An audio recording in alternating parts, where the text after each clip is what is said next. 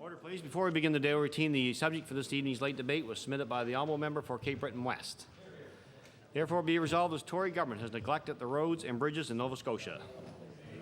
Be debated this evening at 6 p.m. Begin the daily routine. Presenting reading petitions. Presenting reports of committees. Tabling reports, regulations, and other papers. The Honourable Minister of Justice. Yes, Mr. Speaker, I beg leave to introduce a report of the Public Trustee for Nova Scotia. It's the annual report for the fiscal year ending March 31st, 2003. The report is tabled. Statements by ministers.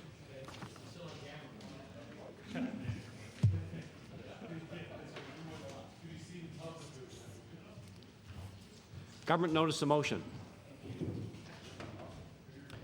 The Honourable Minister of Education.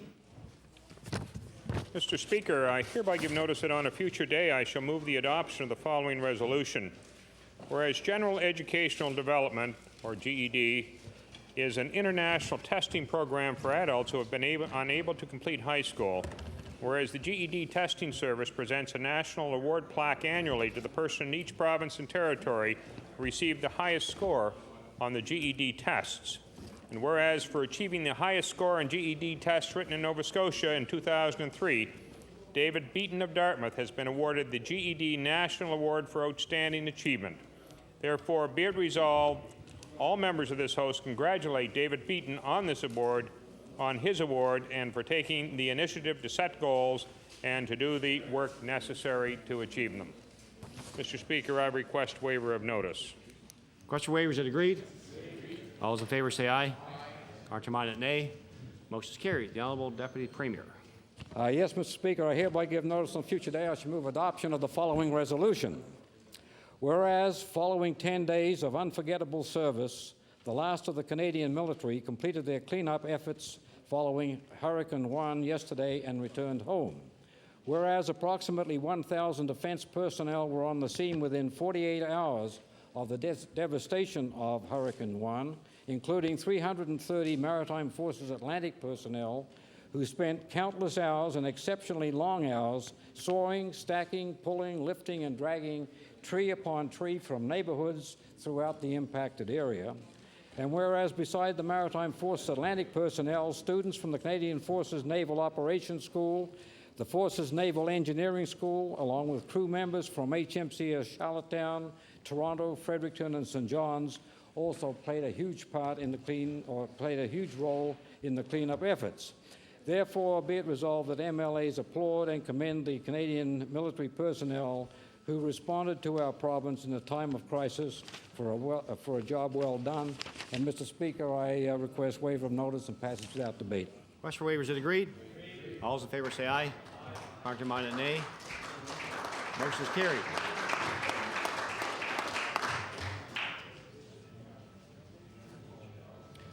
Introduction of bills. The Honourable Member for Cape Breton West. Thank you, Mr. Speaker. Mr. Speaker, I would like to introduce an act to amend Chapter 511 of the Revised Statutes 1989, the Youth Secretariat Act.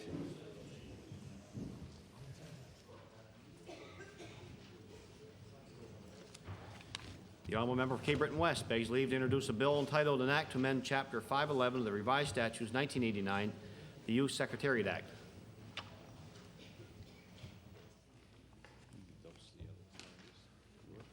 Bill 17, entitled An Act to Amend Chapter 511 of the Revised Statutes 1989, the Youth Secretariat Act. Order this bill be read a second time at a future date. No other bills? The Honourable Minister of Agriculture and Fisheries on introduction. Thank you, Mr. Speaker. I just want to rise today and welcome a couple of people to the House that are in the East Gallery. She asked me not to do it, but I feel I must. Good citizens to the constituency of Yarmouth, but they happen to be my parents, Howard and Diane D'Entremont. I would ask you to rise and receive the greetings of the House.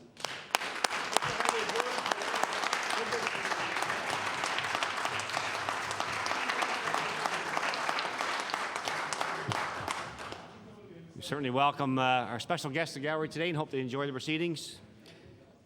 Any further bills? Notice of motion. The Honourable Leader of the Official Opposition. Thank you, Mr. Speaker. I hereby give notice that on a future day I shall move the adoption of the following resolution. Whereas this Conservative government decided to adopt the Liberal Party's approach to skyrocketing insurance rates, although on this issue Liberals are considered to be the least trustworthy political party, and whereas the Conservatives went further, borrowing a failed method of restricting compensation to accident victims that were enacted by the Ontario Liberals in 1990, and whereas not a single witness that has appeared to support the Liberal-Conservative coalition approach to auto insurance, therefore be it resolved that the Conservative-Liberal partnership should heed the advice from drivers, accident victims, and insurance brokers and drop the car insurance scheme that means both higher rates and lower benefits for Nova Scotians. Here, here. And Mr. Speaker, I'm sure that I will ask for waiver and passage without debate. Here are several noes. Noes is tabled. The Honourable Member for Cape Breton South. Mr. Speaker, I hereby give notice on a future day I shall move the adoption of the following resolution. Whereas Marc-Andre Fleury was an outstanding goaltender for the Cape Breton Screaming Eagles and for Team Canada at the World Juniors last year, and whereas the 18-year-old star was picked #1 at the NHL entry draft last year by the Pittsburgh Penguins, whereas the young goaltender has been a fan favorite in Nova Scotia and officially signed with the Penguins last Monday, therefore be it resolved that all members of this House congratulate Marc-Andre Fleury on making the Pittsburgh Penguins and wish him all success in the NHL. Mr. Speaker, I would ask for waiver. Request for waivers. Is it agreed? All those in favor say aye. Counterminded nay. Motion is carried. The honourable member for Chester St. Margaret's. Mr. Speaker, I hereby give notice that on a future day I shall move the adoption of the following resolution. Whereas our finance minister will head to Ottawa to urge his federal counterpart to adequately fund the equalization program, ensuring the same quality of services to all Canadians. And whereas additional issues the minister will address Ottawa to address are the federal commitment to additional health care and census relief, and whereas the federal government has reported surpluses in the tens of billions of dollars over the past several years, and so has the fiscal capacity to address the province's concerns over equalization. Therefore, be it resolved that all members of this House support the efforts of our finance minister as he prepares for his meetings in Ottawa and voice as one our need for adequately funded equalization program. Mr. Speaker, I request waiver of notice. Request for waivers. Is it agreed? Oh, heard no. Notice is tabled. The honourable member for Sackville-Cobequid. Thank you, Mr. Speaker. I hereby give notice that on a future day I shall move the adoption of the following resolution. Whereas in the aftermath of Hurricane Juan, thousands of workers worked long hours to restore vital necessities in our province, and the need to feed these workers is such an important task. And whereas the Ladies Auxiliary of the Royal Canadian Legion Branch 162 of Lower Sackville were called upon to feed the hundreds of line crews working to restore the power of thousands of Nova Scotians. Whereas the Calais Branch 162 of the Royal Canadian Legion are always in the forefront in time of need and are always ready to serve its members and all Canadians whenever needed. Therefore, be it resolved that the members of this House congratulate the Ladies Auxiliary of Calais Branch 162 for lending a helping hand in the wake of a devastating hurricane. Mr. Speaker, I ask for waiver. Request for waivers. Is it agreed? All those in favor say aye. Counterminded nay. Motion is carried. Now, member Timberley Prospect. Thank you, Mr. Speaker. I'll be asking for waiver and passage without debate. I hereby give notice on a future day I shall move the adoption of the following resolution. Whereas the Timberley Mites captured the Nova Scotia Mite Softball Championship by defeating Newport in the final at St. Croix, and whereas the Mites are made up of boys aged 8 to 10 and are coached by Kevin Cox, Ernie Hartling, and David Bowen, and whereas the Timberley Mites Championship finished off a successful season, therefore be it resolved that the Nova Scotia Legislature congratulate the Timberley Mites players and coaches on their provincial championship. I ask for waiver and passage without debate, Mr. Speaker. Request for waivers. Is it agreed? All those in favor say aye. Counterminded nay. Motion is carried. The honourable member for Cape Breton West. Mr. Speaker. Mr. Speaker, I hereby give notice that on a future day I shall move the adoption of the following resolution. Whereas the official opening of the newly renovated Technology Training and Research Centre at UCCB was held yesterday, and whereas this science and technology facility will house new specialty research laboratories, smart classrooms, and international training space, and whereas this facility is also designed to enhance research and learning in microelectronics, petroleum, environmental, and ecological areas of study. Therefore, be it resolved that all members of this House congratulate UCCB and all those involved with the opening of the newly renovated Technology Training and Research Centre. And Mr. Speaker, I would ask for a waiver of notice and passage without debate. Request for waivers. Is it agreed? All those in favor say aye. Counterminded nay. Motion is carried. The honourable member for Kings North. Mr. Speaker, I hereby give notice that on a future day I shall move the adoption of the following resolution. Whereas 3 Kings County teams brought home the gold from the 8th Annual Winslow West Royalty PEI Police Association Invitational Soccer Tournament, and whereas the West Valley Under-16 boys, the Valley United Under-14 boys, and the Kings West Under-18 Tier 2 girls earned top honours from among the 85 teams from across the Maritimes that competed in the event, And whereas this was the second year in a row that the Valley United Under-14 boys have won at this premier soccer tournament, therefore be it resolved that members of this House congratulate coaches Bill Reid, Kent Reading, Dale Sanford, and Keith Fuller, and all their players for their excellent showing at this year's West Royalty PI Police Association Invitational Soccer Tournament, and wish them much success in the future. Mr. Speaker, I request waiver. Request for waiver, is it agreed? All those in favor say aye. Counterminded, nay. Motion is carried. The honourable member for Halifax Needham. Thank you very much, Mr. Speaker. I hereby give notice that on a future day I shall move the adoption of the following resolution. Whereas the closure of Dave's Bottle Exchange on Charleston Agricola Street left central Halifax with no local recycling depot, and whereas the Resource Recovery Fund Board announced on Tuesday, October 7th, that it will set up a temporary recycling depot in the parking lot of the Agricola Street Nova Scotia Liquor Commission outlet on Saturday mornings, and whereas the proceeds realized from this temporary depot will be donated to the Metro Food Bank. Therefore, be it resolved that this House congratulate and thank the Resource Recovery Fund Board and the Nova Scotia Liquor Commission for the establishment of a temporary recycling depot for the residents of Central Halifax. And Mr. Speaker, I seek waiver and passage without debate. Request for waiver, is it agreed? All those in favor say aye. Counterminded, nay. Motion is carried. The honourable member for Glace Bay. With your permission, Mr. Speaker, I'd like to make an introduction before I read the resolution.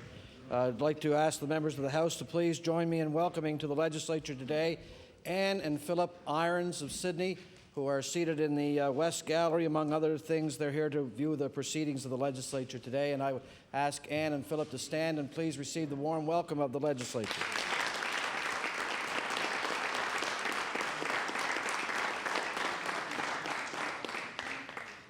Mr. Speaker, I hereby give notice that on a future day I shall move the adoption of the following resolution.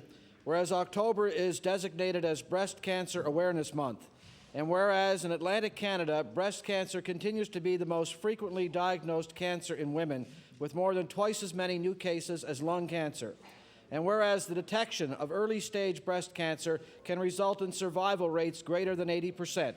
Therefore, be it resolved that all members of the House acknowledge the many volunteers who have worked and continue to work this month on the many events to raise funds and awareness, and recognize the importance of early detection in leading to greater survival rates. Mr. Speaker, I ask for waiver of notice and passage without debate. Request for waiver, is it agreed? All those in favor say aye. Counterminded, nay. Motion is carried. The honourable member for Waverley, Fall River, Beaverbank. Mr. Speaker, I hereby give notice that on a future day I shall move the adoption of the following resolution. Whereas North End Dartmouth residents will come together today to show their support for victims of violence in the 4th Annual Candlelight March Against Violence, and whereas Al and Carolyn McCullough, the parents of 19-year-old Jason McCullough, who was murdered in 1999, will once again participate in the march that was started in their son's honour, and whereas organizers are asking residents who are unable to attend the march are asked to turn on their porch lights or step outside to greet the marchers. Therefore, be it resolved that all members of this House join me in showing our support for all those working so hard, making our communities safer, and that we all pledge to work with our communities to bring an end to the violence in our streets. Mr. Speaker, I request waiver of notice and passage without debate. Request for waiver, is it agreed? All those in favor say aye. Counterminded, nay. Motion is carried. The honourable member for Dartmouth East. Thank you, Mr. Speaker.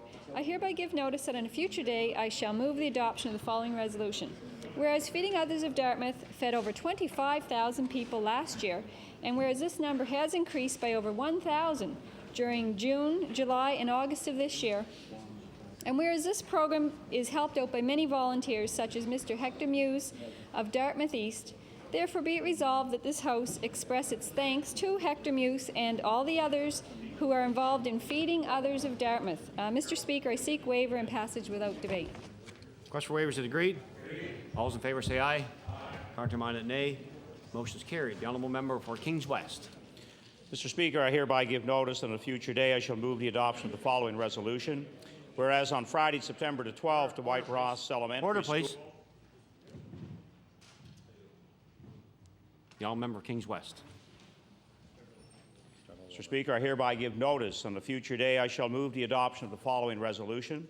Whereas on Friday, September the 12th, Dwight Ross Elementary School reached a milestone when they were awarded a banner having achieved the designation of Green School through Seeds Foundation. And whereas in order to earn this title, a school must do over 100 environmental projects, and whereas the staff and students of Dwight Ross began this journey last winter and reached a magic number of projects in the second week of school. Therefore, be it resolved that all members of this House congratulate staff and students from Dwight Ross Elementary School for achieving the designation of Green School through the Seeds Foundation. Mr. Speaker, I ask for a waiver of notice and passage without debate. Question for waivers, is it agreed? All those in favor say aye. Counterminded, nay. Motion is carried. The honourable member for Pictou East.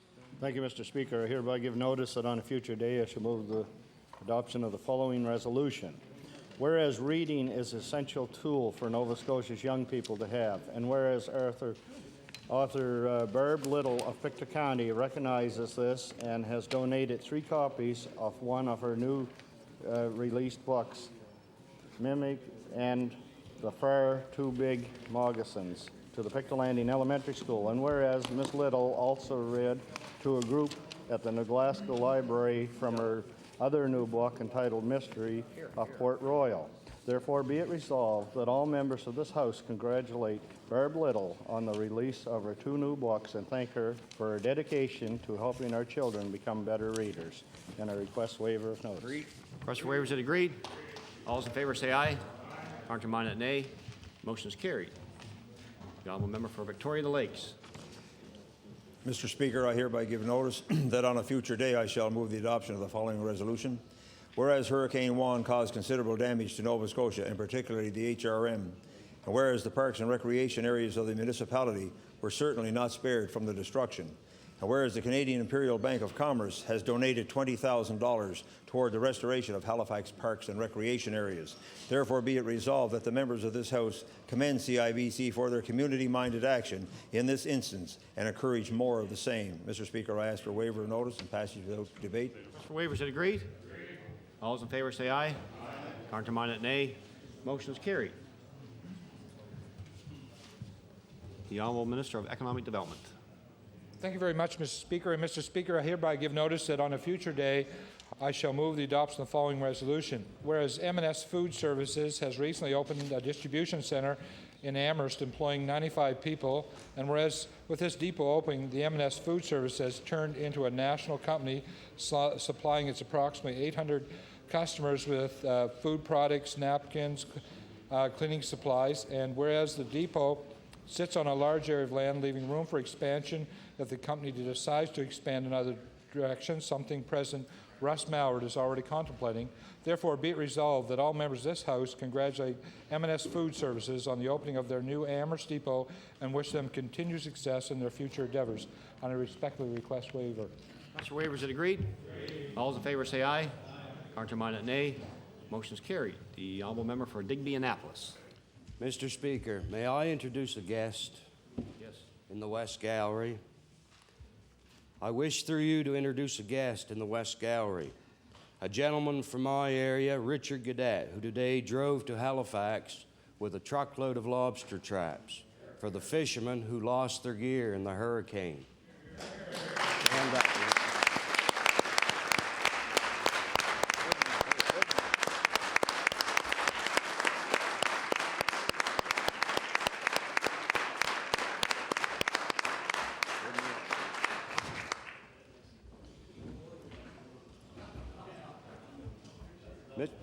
Mr. Speaker, I hereby give notice that on a future day I shall move the adoption of the following resolution.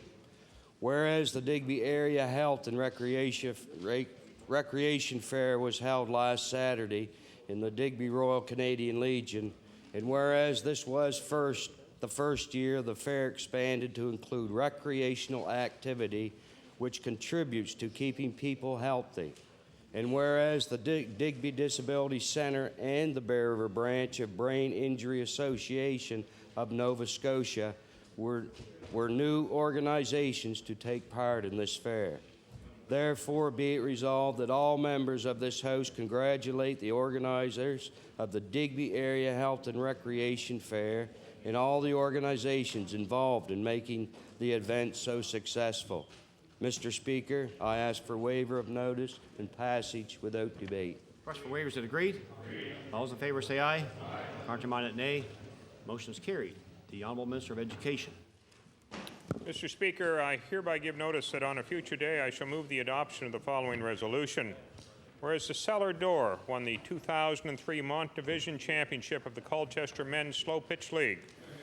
And whereas the Cellar Door also won the Mont Division's regular season pennant with a 17-8-1 record. And whereas the Cellar Door's path in the championship tournament included a 2-1 record in the round-robin portion and a 2-0 record in the best-of-3 final, therefore, be it resolved that all members of this House congratulate the Cellar Door on its championship season and wish the team continued success in the seasons to come. And before asking waiver, Mr. Speaker, I'd like to point out that the member from Colchester North has a son-in-law who was a star member of that team, and I request waiver of notice. Request for waivers is agreed. All those in favor say aye. Contrary-minded, nay. Motion is carried. The honourable member for Clare. Mr. Speaker, I hereby give notice that on a future day I shall move the adoption of the following resolution. Whereas the member from Halifax, Shabukto, and the member from Pictou East have a problem with our leader receiving too much media attention. And whereas these two members and their parties have once again combined forces to complain about our leader exercising his right to be a member of the Public Accounts Committee, and whereas these two parties also agree that we should remove $147 million from social programs to pay for the tax cut, therefore it be resolved that all members recognize the only opposition during this minority government will come from the Liberal Party as we witness new occurrences of the Tories and NDP joining forces. And Mr. Speaker, I would ask for waiver, please. Request for waivers is agreed. Here, no. Notice is tabled. The Honourable Minister of Energy. Thank you, Mr. Speaker. I hereby give notice on a future day I shall move the adoption of the following resolution. Whereas having a presence on the web is becoming increasingly vital in the information age we live in, and the North Sydney Business Improvement and Development Association's Web Initiatives Program is helping nonprofit groups get online for low cost. And whereas program coordinators Shannon McCauley, Josh McDonald, and Corey Gillard show clients how to update their website, which leads to lower costs in the long term for these organizations since they no longer have to pay someone to update their site for them. And whereas websites are designed to connect volunteers to the not-for-profit organizations, so far 8 have taken up the web initiatives on their offers since the program began in January. Therefore, be it resolved that all members of this House recognize the North Sydney Business Improvement and Development Association for creating its Web Initiatives program and thank the program coordinators for sharing their skills and helping nonprofit groups create a presence on the World Wide Web. Mr. Speaker, I ask for a waiver. Request for waivers is agreed. All those in favor say aye. Contrary-minded, nay. Motion is carried. The Honourable Minister of Tourism and Culture. Thank you, Mr. Speaker. Mr. Speaker, I hereby give notice that on a future day I shall move the adoption of the following resolution.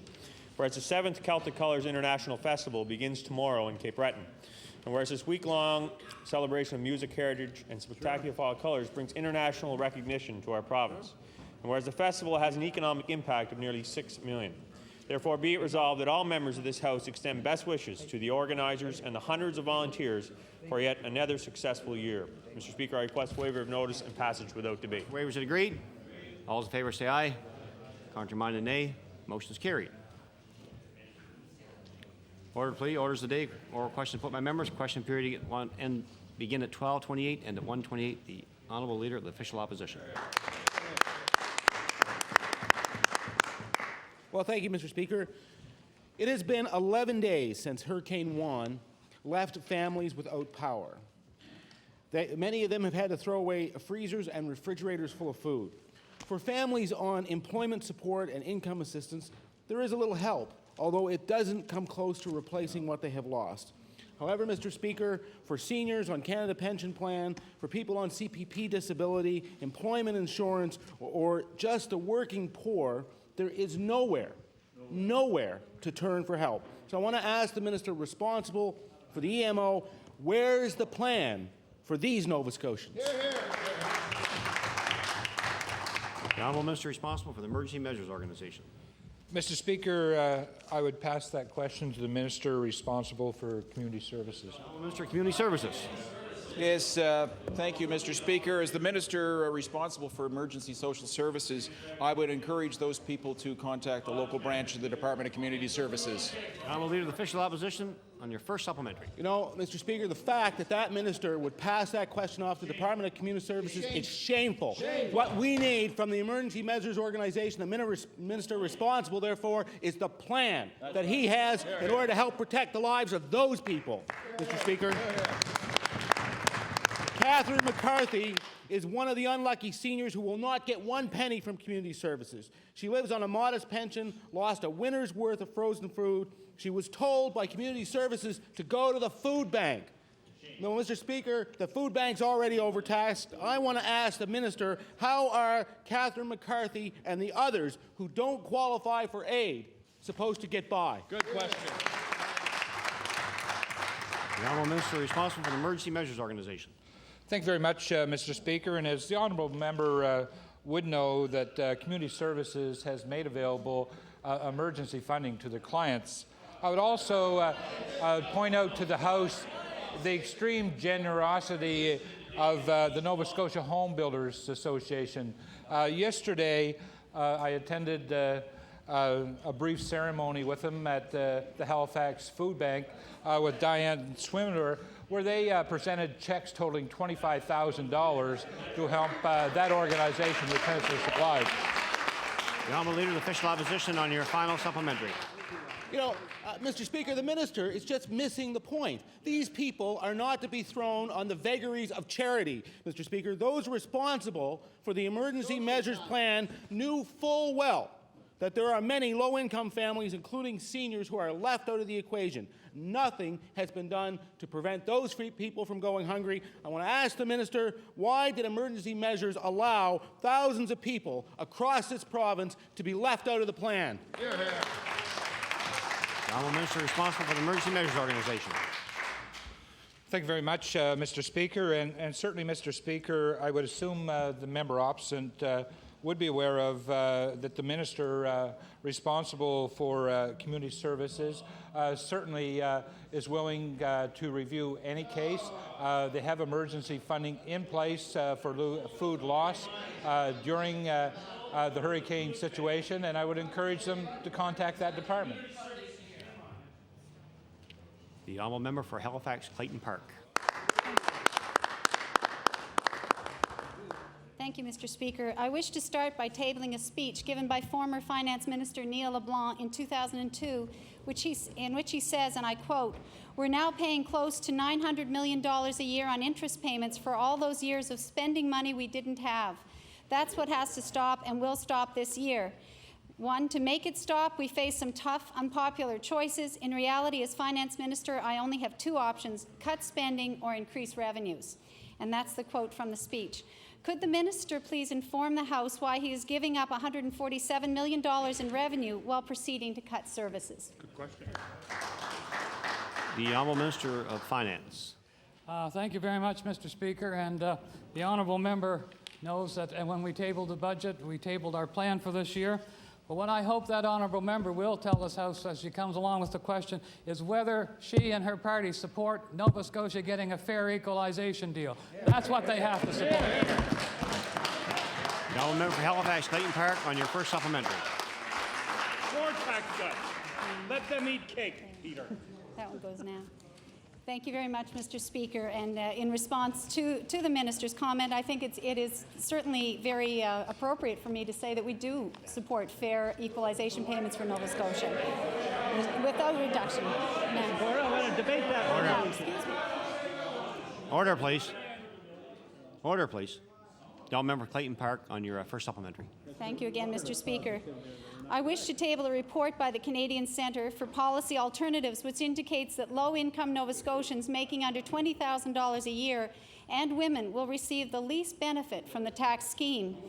The NDP members might want to read it, as they have in the past been concerned about issues facing women and the poor.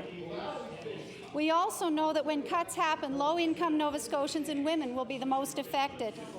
My question for the minister, Mr. Speaker, is why is the minister making Order, please. Order, please. The Honourable Minister of Finance on the question. Honourable Member for Halifax-Clayton Park on the question, Thank you please. again, Mr. Speaker. My question for the minister is, why is the minister making low-income Nova Scotians and women pay for the mismanagement of the provincial budget? Hear, hear.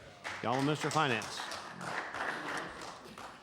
Thank you very much, Mr. Speaker. And as we put forward our budget last year, the budget that was going forward, that provides opportunities and benefits for everybody. Mr. Speaker, the honourable member has come right to the heart of the equalization process. It's a process that Nova Scotia needs. It's a process all Canada needs, because that's the dollars that help us support all those programs for Nova Scotians. The Honourable Member for Halifax-Clayton Park on your final supplementary. You got that, okay. Thank you, Mr. Speaker. The previous finance minister looked at both revenues and expenditures, while the current minister refuses to look at the revenue stream. This will mean longer waits for health services, fewer resources in the classroom, and less money to pay for our roads. Can the minister explain why he wants to inflict pain on the people of Nova Scotia by relying solely on service cuts that will affect health care, education, and our roads? Hear, hear, hear. The Honourable Minister of Finance. Thank you very much, Mr. Speaker. And the honourable member raises a question as to how are we going to provide services for Nova Scotians.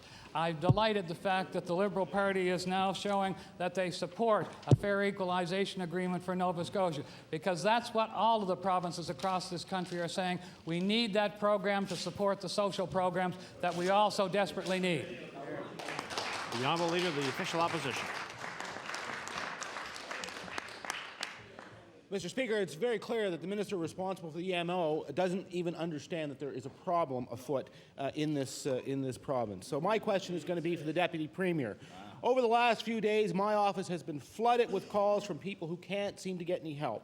The most vulnerable people in Nova Scotia are being left high and dry by this government. The government keeps reassuring us that everyone is being looked after, and Mr. Speaker, as you know, there is no end to the phone numbers that they will supply. The problem is there's no answers at the other end of the line. So my question is this.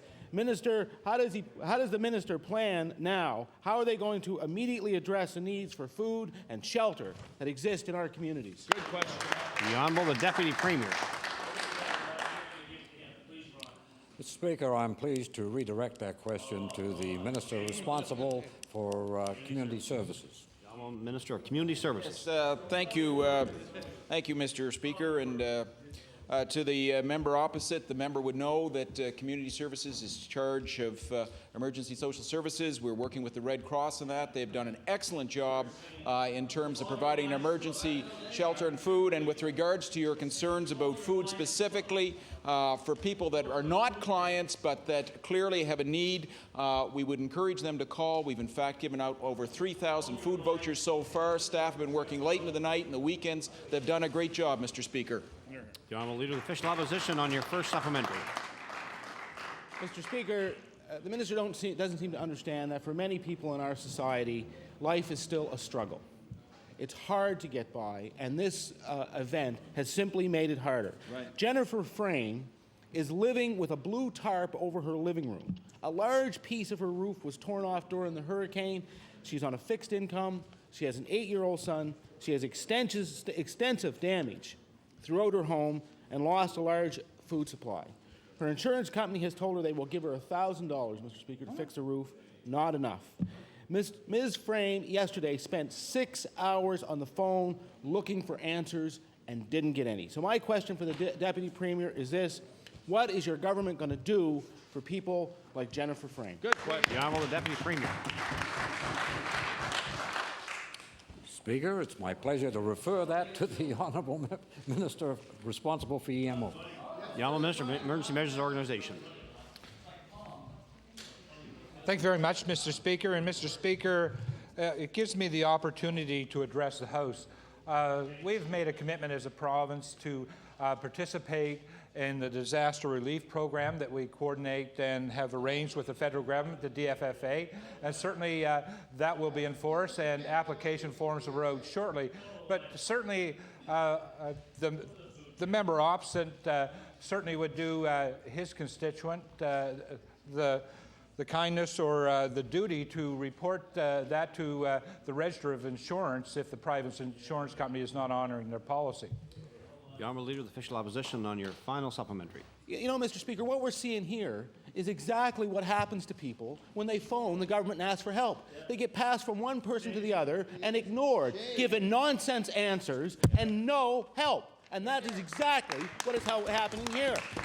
Time, Mr. Speaker, is running out for Jennifer Frame and her 8-year-old son. They don't have time for John Hamm and Jean Chrétien to get their act together. Families need help now. They don't need phone numbers. They need help. And I ask the Deputy Premier, how is your government going to provide immediate help to those who are most in need? The Honourable the Deputy Premier. Mr. Speaker, families in need, I'm sure, will be accommodated by the Department of Community Services. So I refer the question to the Minister of Community Services. Yes, thank you, Deputy Premier, for referring the question to me. I would say that 3,000 food vouchers inside of a week is providing a lot of relief for Nova Scotian families. Thank you, Mr. Speaker. The Honourable Member for Halifax Clayton Park.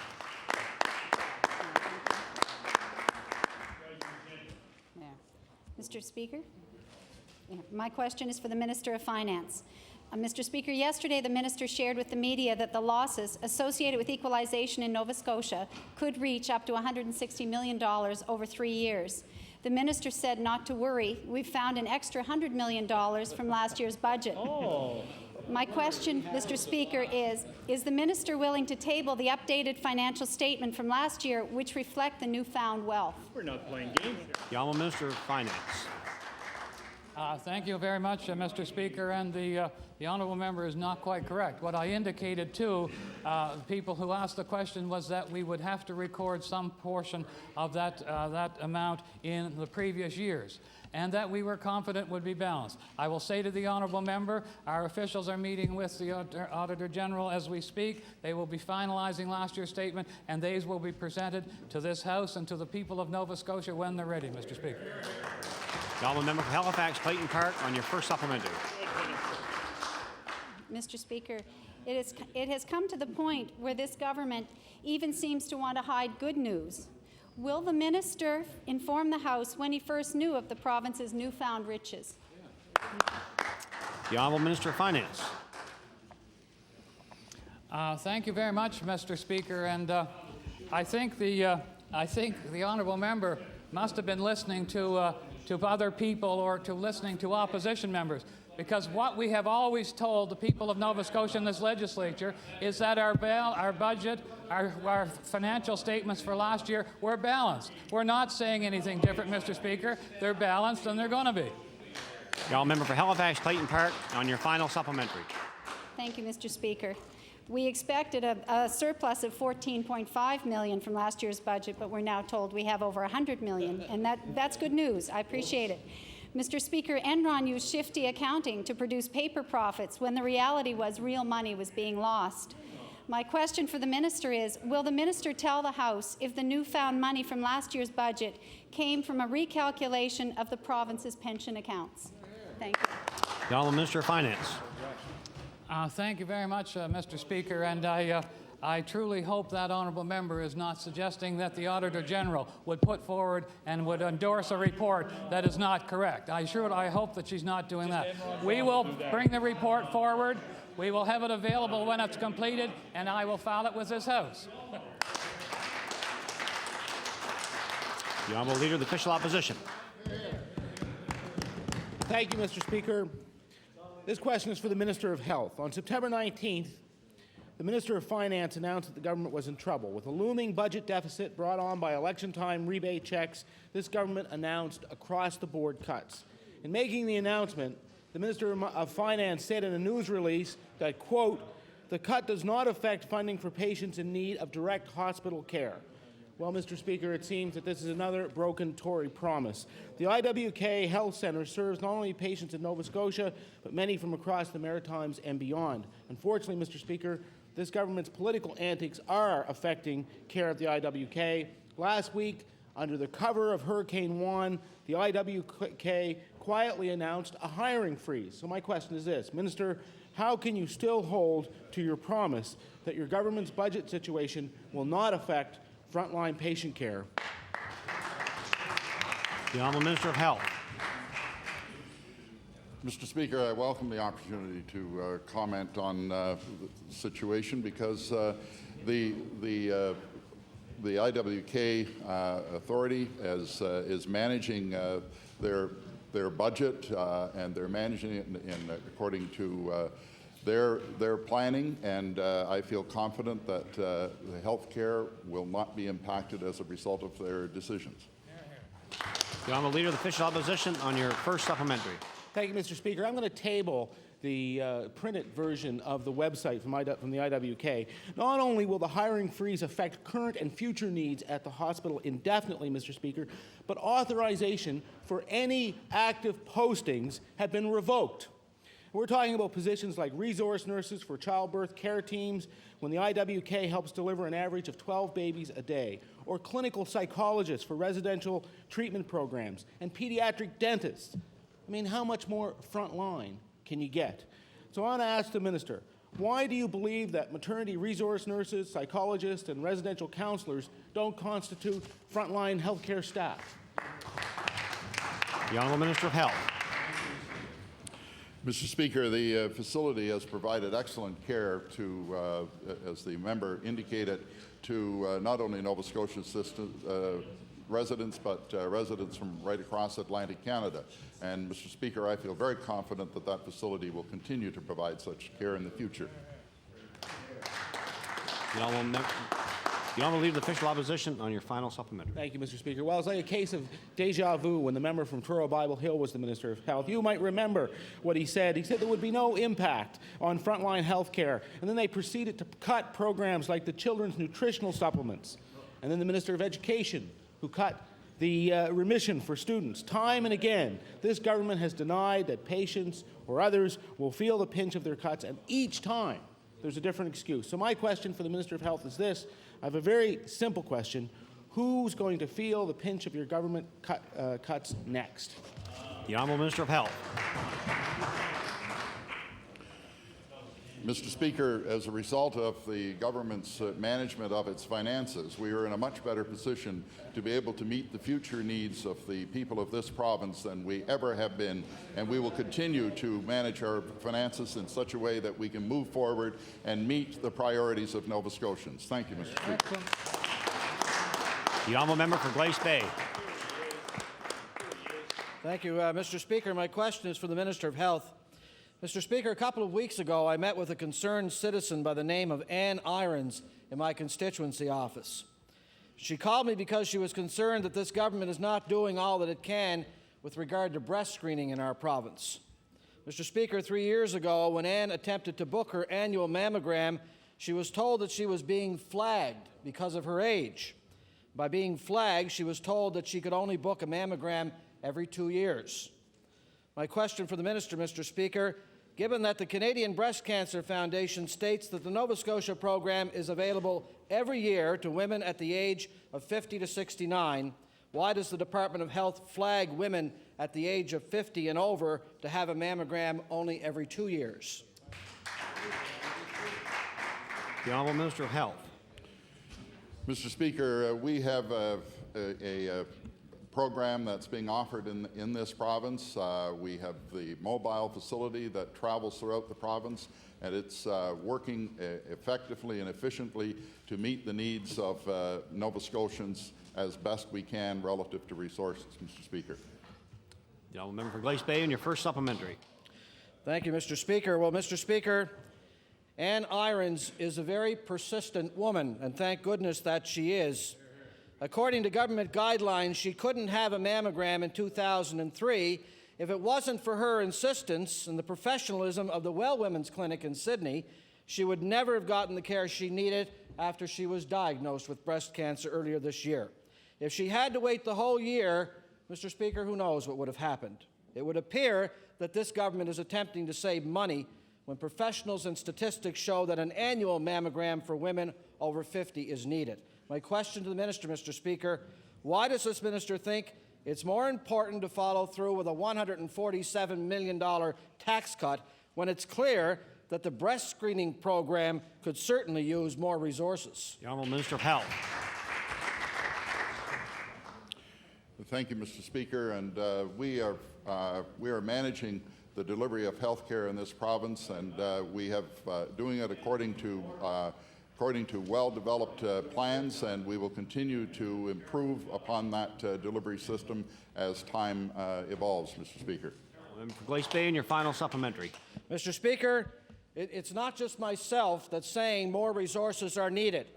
Recently, the coordinator of the breast screening program in the Eastern region stated, "We have been given about $440,000 and told to do as much as we can with those funds."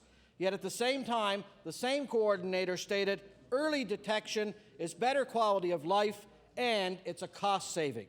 So my question to the Minister, Mr. Speaker, if early detection saves money, then why are women in this province, such as Ann Irons, being told they can only get a mammogram every 2 years at an age when statistics show the likelihood of breast cancer actually increases? The Honourable Minister of Health. Thank you, Mr. Speaker. The guidelines that are put forward are established by professionals in the healthcare delivery. And, Mr. Speaker, it is well recognized that Nova Scotia has one of the best breast screening programs in the country, Mr. Speaker, second to none in this country, and it's set out by professionals, Mr. Speaker, and the guidelines are followed. The honourable member for Halifax Fairview. Thank you, Mr. Speaker. My question is the minister responsible for the Insurance Act. Last spring, we were told that this government was taking steps to end discriminatory practices of insurance companies.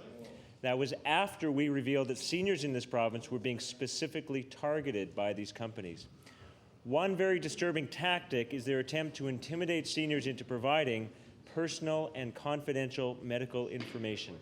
My question to the minister, what has this government done to end this discriminatory practice?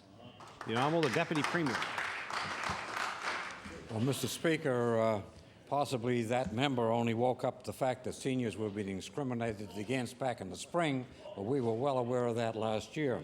Mr. Speaker, we put in place, as I think all members are aware, and I think the seniors community is aware, in August, regulations that caused the insurance companies to no longer discriminate on a basis of age. The honourable member for Halifax Fairview, and your first supplementary. Thank you, Mr. Speaker. Mr. Speaker, my office has been contacted by Norman Earl and Evelyn Gaudette.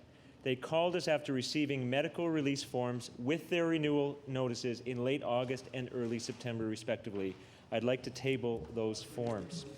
Mr. Earl says forcing he and his wife to sign these forms is discrimination and simply an attempt to drive up their rates. By doing some digging on his own, Mr. Earl found out that he didn't actually have to sign the form, although neither the insurer nor the broker told him that. But what about the thousands of other seniors who receive these forms and don't know that they're not mandatory? My question to the minister, what is it going to take for this government to get tough on these companies and stop this intimidation? The Honourable the Deputy Premier. Well, one of the things that we're doing, Mr. Speaker, to ensure the compliance by the insurance companies is, for instance, fining them $1 million for transgressions against the Insurance Act. And, Mr. Speaker, I would suggest that, knowing that the opposition should be doing all that they can to get this bill through this House. The honourable member for Halifax Fairview, on your final supplementary. Mr. Speaker, medical information is personal and private. Auto insurance companies do not have the right to this information, especially when the purpose of getting it from seniors is to evade the government's age discrimination rules. We raised this issue 6 months ago, and we're raising it again today. So my question for the minister, when is the minister going to stand up for senior drivers and ban these intrusive medical questionnaires? The Honourable the Deputy Premier. Mr. Speaker, I'm not aware of the particular case that the honourable member is referring to, so obviously I'm not going to comment on that case. But however, Mr. Speaker, I can assure the honourable member that that if somebody is being discriminated against by an insurance company in contravening the regulations that we put in place on August the 1st, they will be prosecuted. The honourable member for Cape Breton South. Mr. Speaker, my question today is to the Minister of Economic Development, who, Mr. House Leader, the Minister was there a moment ago. No, he isn't. No, you changed Minister. Order, please. All member Cape Breton South has the floor. I'll try again. My question is to the Minister of Economic Development.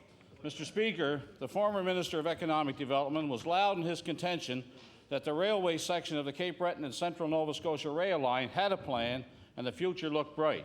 Mr. Speaker, that was pre-election rhetoric. We never did see that plan. Well, Mr. Speaker, the election is over and the member from Cape Breton North is no longer the Minister of Economic Development. Could the current Minister of Economic Development tell me and all Nova Scotians the current status of the railway and when we might see the plan? The Honourable Minister of Economic Development. Thank you, Mr. Speaker. And certainly the first reality is that the rail line is operating and this government does support the project thoroughly. There's no question that there's additional work and we continue to work on the file. The exact date when we will be able to publicly put forward the study, I can't give that this afternoon. Y'all member Cape Breton South on your first supplementary. Yes, Mr. Speaker. In other words, the minister has no idea when the plan might be tabled to this House. That's the translation of what he just told me. Mr. Speaker, there was no problem with the Cape Breton and Nova Scotia Railway before the election. There was a plan in place and the future looked bright. Now it's post-election period and the minister gives an answer that comes nowhere, not within light years of answering the question that I asked. Mr. Speaker, employees and stakeholders are worried about the future of that railway, and, Mr. Speaker, the member from Cape Breton North should also be worried about the future of the railway. Mr. Speaker, the government has been silent on this issue. The former minister assured this House the railway had a future. Again, let me ask the minister the question. Where is the plan for the railway, Mr. Minister? The Honourable Minister of Economic Development. Thank you very much, Mr. Speaker, and certainly the railway does have a future. This government supports that plan strongly, and when it is completed and the costs are there and the go forward on that final plan is ready, I'll bring it forward to the House. Member for Cape Breton South on your final supplementary. Mr. Speaker, the plan should have been ready months ago. They had a plan. They told this House. The previous minister said he had a plan for the railway. Now the current minister is saying when the plan is available, he'll have it tabled before this House. Mr. Speaker, the people in my area are concerned about the future of the railway. The people who are working for the railway are concerned, and the business people are concerned. All I'm asking this member to do, if there is a plan, to table this plan before the House, before the end of business today. If there is no plan, tell us there's no plan. The Honourable Minister of Economic Development. Thank you very much, and obviously it's the honourable member that's opposite that's confused. Certainly the former minister tabled the plan. Certainly what's under discussion was infrastructure costs and engineering studies that had to be done on certain pieces of infrastructure. When that's completed, we will put it forward. The honourable member for Dartmouth East. Thank you, Mr. Speaker. My question is to the Minister of Health. Minister, today I read that a young man was sent home from the QE2 hospital after having surgery for a collapsed lung. Mr. Speaker, this is something that I have personal experience with myself. He was admitted on Wednesday to the hospital, had surgery on Thursday, and was sent home on Sunday. That is a total of 5 days in the hospital. With my own personal experience, that's not long enough to stay in the hospital with that kind of drastic surgery. This patient was sent home to a powerless cold home and was at risk of coming down with pneumonia. Minister, could you please tell the people of Nova Scotia, how can this happen? The Honourable Minister of Health. Mr. Speaker, the incident which the honourable member refers is indeed a very unfortunate incident. It was brought to my attention this morning, and I've certainly asked my department to get in contact with the authorities involved, and it's my understanding that indeed they are doing a very thorough analysis of what led to this unfortunate situation. I'll member for Dartmouth East on your first supplementary. Thank you. Minister, when one hit Metro, the QE2 lost part of its roof. Staff had no choice but to move patients to other rooms in a hospital that was already at 98% capacity. The result is that patients were sent home too soon without necessary care in place. My question to the minister is how many patients have to be put at risk before this government realizes that health care is underfunded and in a crisis? The Honourable Minister of Health. Mr. Speaker, I would remind the honourable member that we are coming through what has been a very devastating situation in this province. And the results of that have created tremendous strains on everybody's systems, including the healthcare delivery system. But, Mr. Speaker, I can assure the honourable member, despite the unfortunate incident to which she refers, that every care was taken by hospital officials to ensure that people were not being sent home to situations that were inappropriate for their care. The honourable member of Dartmouth East on your final supplementary. Mr. Speaker, you know, these people working in these hospitals, they're doing the best job they can, provided with the services that, the resources that they've been given. You know, they're under stress and they're lacking resources. Yes, they're trying to do the best job they can. But when a patient is sent home to an unheated house and there's no follow-up home care and no prescription drugs have been given to kill this person's pain, and no instructions have been given on how to change his own dressing, this shows that our government is not providing frontline healthcare workers with the necessary resources that they need to do their job correctly. My question is, when will this government start responding to our healthcare workers and responding them in a respectful way and start supplying them with the resources that are necessary for them to help the people that are sick in this province? Honourable Minister of Health.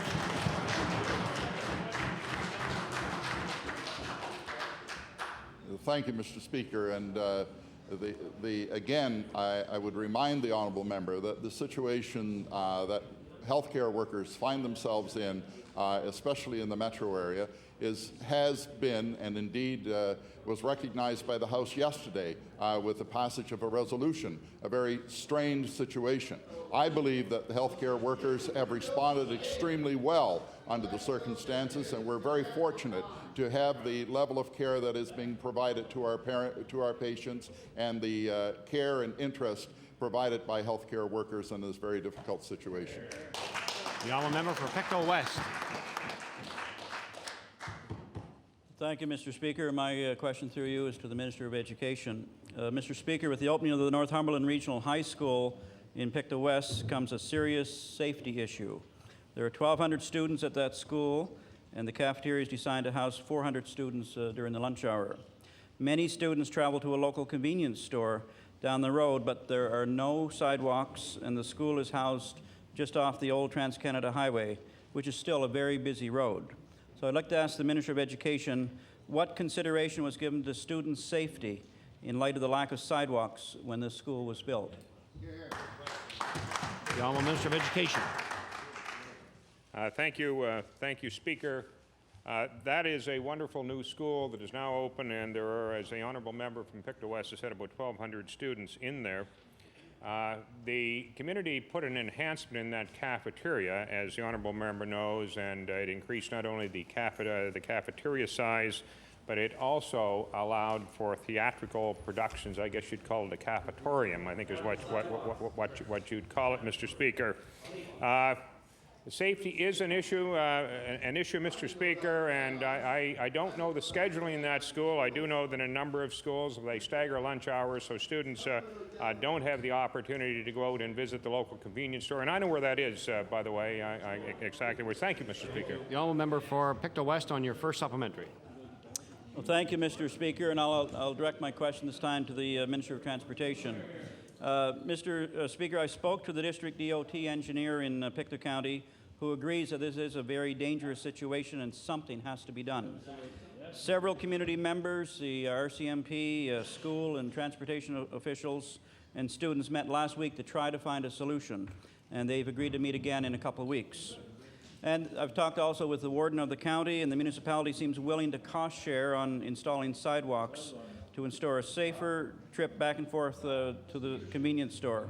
So I'd like to ask the Minister of Transportation what's his department willing to do to address this accident waiting to happen. The Honourable Minister of Transportation and Public Works. Mr. Speaker, I'm sympathetic to the problem, but the Department of Transportation, I think, as the honourable member is aware, does not do sidewalks. However, if indeed the municipality is willing to come forward and support those sidewalks and apply under the infrastructure program on cost sharing, it could well come under that program. And that would come under the Minister responsible for Service Nova Scotia. So I would suggest that the municipality should come forward with a letter or a request to that effect, and we'll see what happens to it. The Honourable Member Pictou West, on your final supplementary. Well, I thank the Minister for that, and that's certainly an avenue that will be followed up. And I guess my final question, then we'll go back to the Minister of Education. It seems to me that this issue should have been addressed before the school was built, but the time for that, as we know, is past. But the students are there now, and there is a serious or dangerous situation. So I'll ask the Minister of Education what assurances that he could give the staff, the students, and the community in Pictou County what will be done about this serious safety issue. The Honourable Minister of Education. Mr. Speaker, safety of students is a paramount concern for every school. I would suggest that the approach that the honourable member from Pictou West has indicated that is going on now, which involves officials from the school, officials from the municipality, is the appropriate way to try and address that situation. Thank you. The honourable member for Digby Annapolis. Mr. Speaker, my question is for the Minister of Fisheries. In the aftermath of Hurricane Juan, many Nova Scotia fishermen are looking towards their government for help. My question for the Minister, what concrete steps have you taken to help disaster-struck fishermen to get back on the water for this fall season lobster fishery? The Honourable Minister of Agriculture and Fisheries. Well, thank you, Mr. Speaker, and I think it's a great question to talk about tonight or today. We have been surveying the situation in the areas the hardest hit. We're trying to get a really good assessment of what needs to be done, and my people are open for phone calls, and well, the people in the department, thank you, Honourable Member, are open for phone calls to try to address the situations as they come up. Thank you. The Honourable Member for Digby Annapolis, on your first supplementary.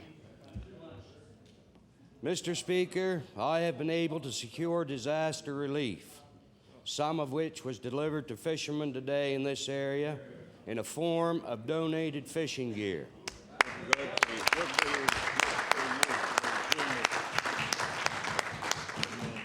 My question, Mr. Speaker, is why has the Minister not been able to provide the same level of support for these fishermen as we in the Liberal Party have done? The Honourable Minister of Agriculture and Fisheries.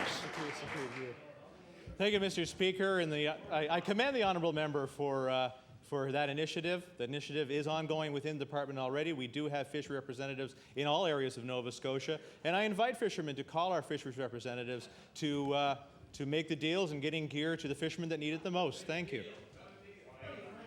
The Honourable Member for Digby Annapolis, on your final supplementary. Mr. Speaker, as a fisherman from Digby, I can tell you that there's nothing more a fisherman wants to do than be able to go out on the water and fish. These fishermen have 4 weeks left before this season starts, and if they had all the money in Ottawa and all the money in this province, they would not be able to get their gear ready in time for this season. My question for the Minister, through you, Mr. Speaker, is why have you not followed the lead of the Liberal Party and secured fishing gear for these fishermen so they can get out on the water when the fishing season opens this fall? The Honourable Minister of Agriculture and Fisheries. Thank you for the question, and I just want to bring up the point that I have been in contact with a number of fishermen in the Pubnico area by the name of Eric D'Entremont, who has called us wondering how to get some of their extra gear and their spare gear to the fishermen, and that is ongoing right now. So I again offer this, that our fishery representatives are on the ground. They do have phone numbers, by the way, and we will try to get gear to the people that need it the most. Thank you. Now, member for Cape Breton Centre. Thank you, Mr. Speaker. Mr. Speaker, my question is for the Minister of Education. Mr. Speaker, almost a year ago, we were told about the incident that happened at McDonald High in Dominion, Mr. Speaker. Because of subsidence, that school had to be closed, Mr. Speaker. Now, this weekend, Thanksgiving weekend, that school will be torn down. It won't be a very thankful time in the town of Dominion, Mr. Speaker. This government went on a $300 million spending spree pre-election time, Mr. Speaker, but they never, ever once mentioned about putting the Dominion School on their priority list, but yet spent millions and millions of dollars in Tory riding. So I want to ask the Minister, how do you reconcile this hypocrisy in your government? The Honourable Minister of Education. Thank you, Mr. Speaker.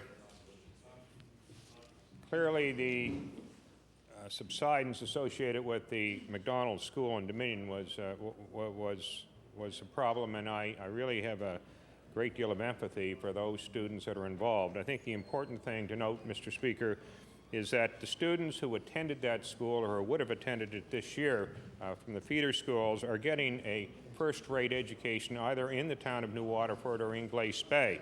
Mr. Speaker, the building isn't there, but the educational needs of those students are being met very well. I'll member Cape Breton Centre on your first supplementary.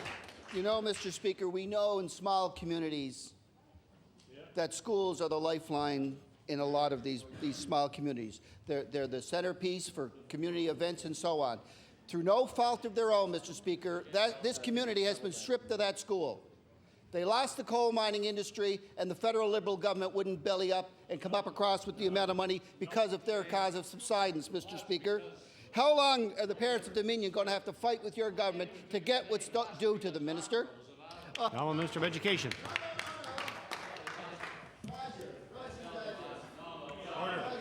Order, please. Order, please. Order, please. The Minister of Education. Thank you, Mr. Speaker. About 2 weeks ago, I was up in the Cape Breton area, and I visited the McDonald School sites, the high school site, as well as the adjacent elementary school. I also met with parent representatives and board representatives and teacher representatives to discuss the issue that the honourable member brings to this floor today. The honourable member of Cape Breton Centre on your final supplementary. Well, Mr. Speaker, you know, I've already heard from the Liberal Party over here saying that their federal government is punitive and they punish Cape Breton because they voted against them. So I'll leave it at that, Mr. Speaker. Now, Mr. Speaker, this school is going to be torn down this weekend, and your government is still refusing to do anything substantive, Mr. Speaker. Order, please. The honourable member of Cape Breton Centre on his final supplementary, please. Thank you, Mr. Speaker. There's a din in here, Mr. Speaker. It must be hard being the third party all the time, Mr. Speaker. So I want to ask the minister, why won't you do the right thing and give the parents of Dominion back their school? The honourable Minister of Education. Mr. Speaker, I will be writing back to the parents of Dominion, the group with whom I met when I was in that area. But I would like to remind the honourable member, and I think he knows this, is that capital construction recommendations do come from the local school boards, and that particular site has not been included in the recommendation. The honourable member for Cape Breton West. Thank you, Mr. Speaker. Mr. Speaker, my question is for the Minister of Community Services. Mr. Speaker, a week and a half after Hurricane Juan, thousands of Nova Scotians now need to restock their fridges and freezers and must begin to deal with the essential home repairs before winter. And for some Nova Scotians, this will be a relatively minor financial inconvenience, but for many, those on social assistance and low income, the working poor, these expenses will put their family and personal financial situations into crisis. And the point's been made about soup kitchens and food banks, Mr. Speaker. So my question directly to the Minister, through you, Mr. Speaker, what steps are being taken to identify those who are or will be in a crisis situation over the next few weeks and months because of this unexpected expense? The Honourable Minister of Community Services. Yes, thank you, Mr. Speaker. Appreciate the member bringing up the question, as has already been well covered over the last week or so here. We first certainly encourage people that have been damaged by the storm, by loss of perhaps food in their freezer or trouble with their shelter, to contact their caseworker. If money is a problem for them and they're not a client, we would still encourage them to call the department, and as been indicated earlier today, we've already given out over 3,000 food vouchers in the last week, which I think speaks for itself. Thank you, Mr. Speaker. Member Cape Breton West on your first supplementary. Well, Mr. Speaker, many low-income Nova Scotians whose homes were damaged or food supplies lost may or may not have insurance, and even if they do, the deductible would most likely make it impossible for them to make a claim. I'm going to switch to the housing component of his department. Given the fact that many of these individuals have received considerable home damage that will not be covered by insurance, what specific plans or contingency measures do you have in the housing component of your department to deal with these emergency situations? The Honourable Minister of Community Services.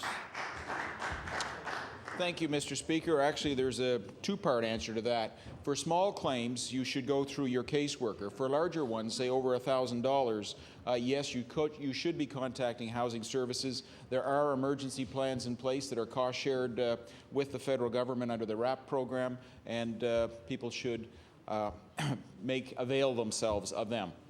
The Honourable Member for Cape Breton West on your final supplementary.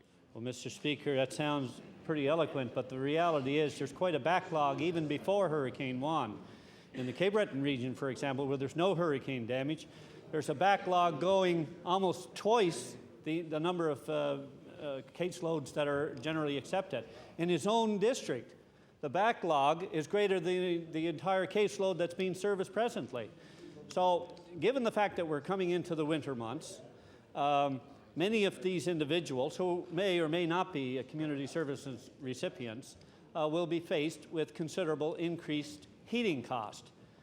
Is the minister considering with his colleagues in reintroducing the home heating rebate program, and at a higher rate than that meager $50 per caseload that he introduced, or his government introduced last year? The Honourable Minister of Community Services.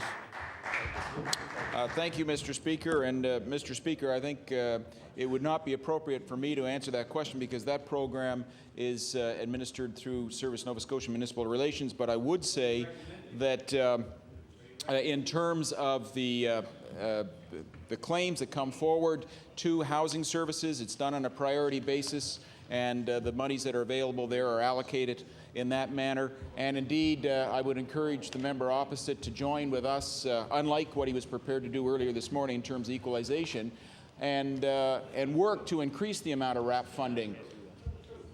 Thank you, Mr. Speaker. Honourable Member for Halifax Atlantic. Mr. Speaker, my question through you is for the Minister of Emergency Measures. It's been 11 days since Hurricane Juan tore across Nova Scotia, and as we all know, there are still pockets of households without power, water, in some cases, and of course heat. Nova Scotia Power has been reduced to going street to street looking for these households. But throughout all of this, a huge part of citizens' distress has been the lack of information or the conflicting information. Right. It's still going on.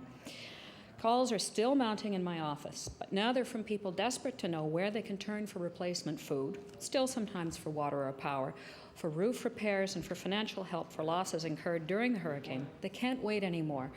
What can we do, and where are they to turn for help? Honourable Minister responsible for the Emergency Measures Organization. Thank you very much. And there was a number of questions there, Mr. Speaker. Certainly, as the Minister of Community Services indicated, if there are situations, and there are many, Mr. Speaker, that require immediate assistance, then I do urge them to contact caseworkers and officials from Community Service Housing. But on the issue of disaster relief, this government has already put in motion our participation in the federal provincial cost share program, and applications will be out shortly.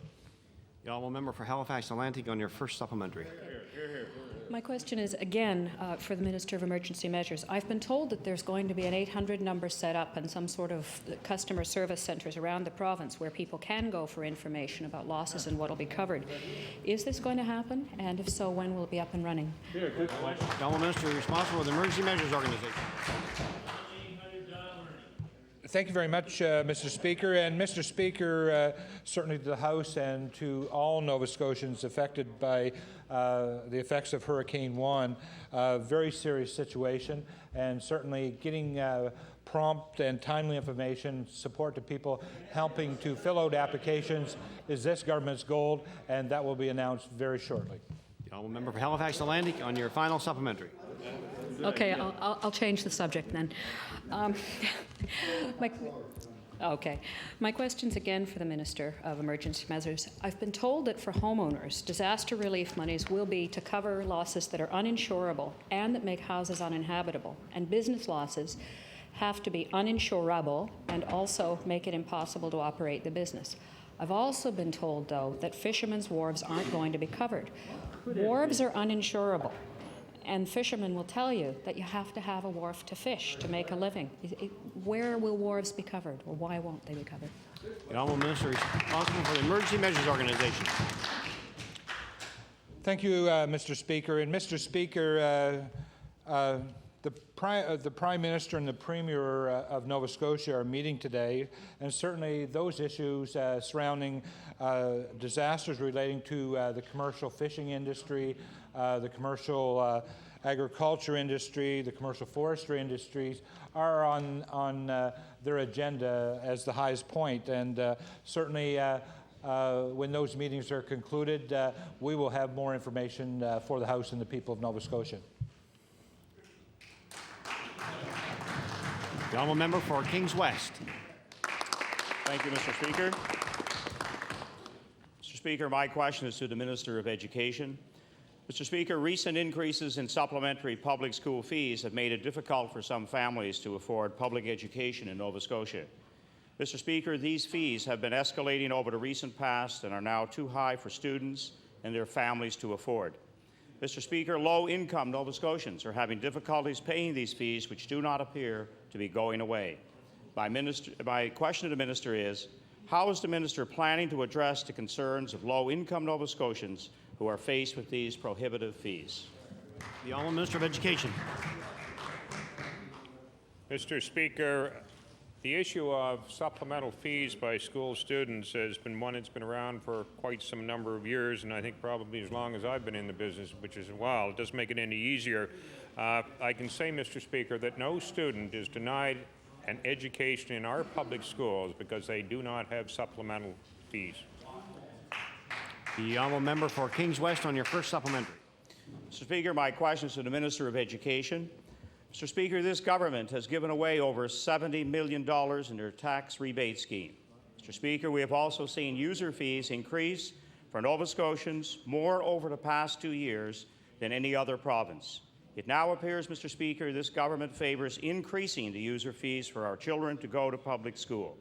Therefore, my question to the Minister of Education: when will this government begin to address the issue of increasing user fees that our children pay to attend public school?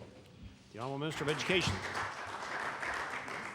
Mr. Speaker, the honourable member implies that there is a fee for attending public school, and that's not the case. The issue of supplemental fees, and I guess nobody likes them, they are determined by school boards and in most cases by individual schools. Member for Kings West on your final supplementary. Mr. Speaker, my question is to the Minister of Education. Mr. Speaker, it is obvious that this government will have to eliminate $147 million in government services. Mr. Speaker, Nova Scotia spends the least amount on government services of any province. Recent interviews with 2 of our superintendents have raised alarm. My question to the Minister of Education: will this minister give enough warning to the people of Nova Scotia before he cuts programs in our education system to pay for the tax cut? The honourable Minister of Education. Mr. Speaker, there have not been cuts in education in this province. Indeed, the funding has gone up consistently, and the 4.5 years this government has been in power. Really, one of the things that we were trying to do was to make up for the reductions that that previous crew had put in place. Mr. Speaker, the announcement that was made by the Minister of Finance last week about going to departments and looking for some savings, public school face-to-face classrooms were specifically excluded. The honourable member for Dartmouth East. Thank you, Mr. Speaker. My question is for the Minister of Natural Resources. Over a year ago, we learned that Nova Scotia is the home to one of the few living coral reefs in the world. Recently, scientists have started exploring this reef in much more detail. Coral forests are very rare and play a key role in ocean regeneration. In fact, scientists are still trying to uncover the exact relationship between coral forests and the regeneration of fish stocks. Minister, given the importance of this discovery, and will your department be working with other government departments to protect this area? The Honourable Minister of Natural Resources. Thank you, Mr. Speaker. I don't know if I got the gist of her question, but yes, absolutely. This government, all governments mix with other agencies like the Department of Environment or the Department of Fisheries. And absolutely, and we have sustainable forest practices in this province as we speak. The honourable member for Dartmouth East on your first supplementary. Thank you, Mr. Speaker. Yes, Nova Scotia is incredibly fortunate to have uncovered this precious ocean area. Yes, there are important issues that need to be discussed with all the parties involved, some of which you mentioned. The provincial government, the federal representatives, the environmental groups, and the fishery representatives. We must bring these groups together. Minister, can you tell me, will you take it upon yourself to organize a meeting with these groups? The Honourable Minister of Natural Resources. Thank you, Mr. Speaker, and I'm sorry I did not hear the question clearly, the first question. But absolutely, I will meet with any group in this province for all the benefit of all Nova Scotians. And I also will meet with the Department of Fisheries to see what we can do cooperatively. Thank you. The honourable member for Dartmouth East on your final supplementary. Thank you, Mr. Speaker. Well, these forests, as we know, these forests are a known source of regeneration, but are still a great mystery. More research does need to be done, but in the meantime, we should all be focusing on how we can protect these areas. Minister, what timeline can you give me, and what timeline are you willing to commit to have this meeting? Question. Natural Resources. No group is asking for a meeting. Thank you, Mr. Speaker, and I'm not prepared to give a timeline today, but I will tell you I will take this under advisement. I will meet with anybody that wants to meet my department. My policy as the Minister of Natural Resources, Mr. Speaker, is to have an open door policy, and I will meet with anybody that wants to meet with me. Thank you, Mr. Speaker. Order, please. The honourable member for Victoria to Lakes, you have about 30 seconds. Mr. Speaker, my question is for the Minister responsible for the Heritage Property Act. Nova Scotians are justifiably proud of their history, and across this province, communities and individuals alike work tirelessly to preserve and protect the symbols of our past and the very foundations of our culture. As the Minister is also responsible for the important industry of tourism, he too must be aware of the large number of tourists who come here to appreciate our culture and enjoy our built heritage. Wonderful old homes, historic sites... Order, please. Order, please. Time allotted for question period has expired. Government business, the Honourable Government House Leader. Order, please. The Honourable Minister of Natural Resources on introduction. Thank you, Mr. Speaker. It gives me a great pleasure to introduce to the House today a citizen of my great community, the Banana Belt of Nova Scotia, Yarmouth, Mr. Denny Morrow. Stand up, Denny.